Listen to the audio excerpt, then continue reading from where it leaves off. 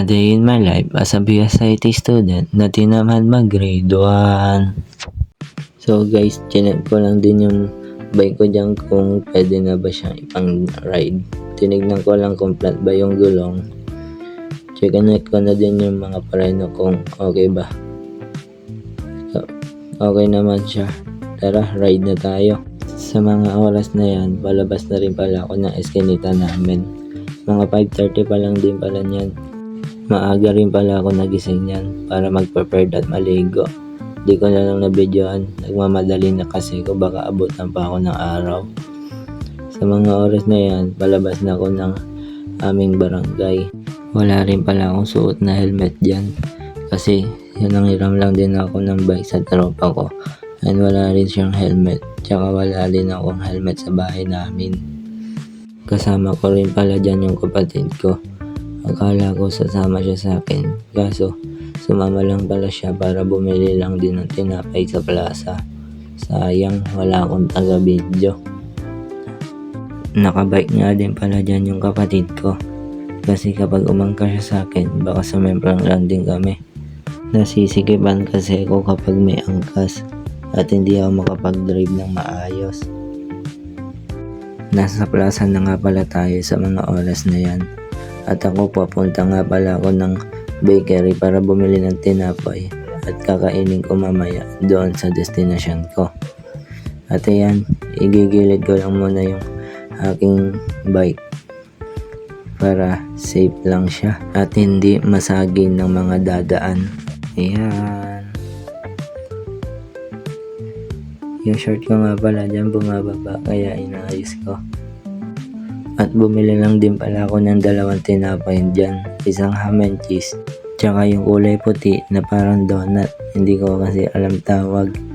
At ayan, papunta na tayo sa 4 lanes o runway. At hahanap tayo ng maganda-gandang spot para matambayan mamaya. Tada! Ayan guys, nasa 4 lanes na pala tayo. Hahanap ako ng spot niyan. Alam niyo ba guys, ang sakit sa hita nga pala niyan. Kasi habang pumapadyak ako, pataas nga pala yung daan. At ayan, naghahanap na tayo ng place. Ang lawak ng 4 lanes, di ba? Wala rin naman masyadong nadaan. Puro nagja-jogging lang din. At ayan, nakakita na nga pala ako ng place na maganda-ganda. Malamig ang hangin at sariwa ang hangin. Ayan, nilapag ko na din yung cellphone ko para maganda-ganda ang makita ninyong place. At dyan nga pala ako sa ilalim ng puno. Malaki yan guys, di ko lang din na videohan.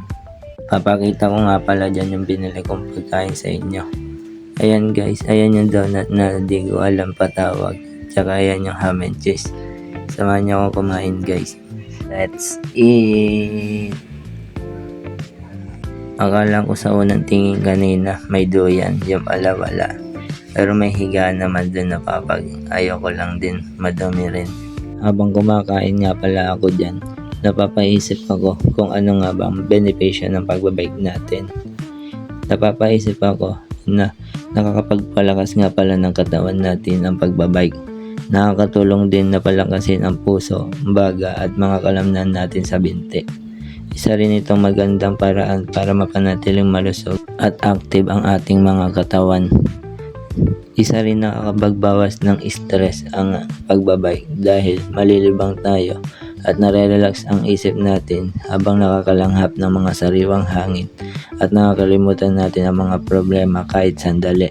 Nakakatulong din ito para gumaan ang ating pakiramdam. Dahil rin sa pagbabike natin nakakatipid din tayo sa gastos dahil hindi na natin kailangan ng gasolina kaya mas mura itong gamitin kumpara sa mga motor at kotse.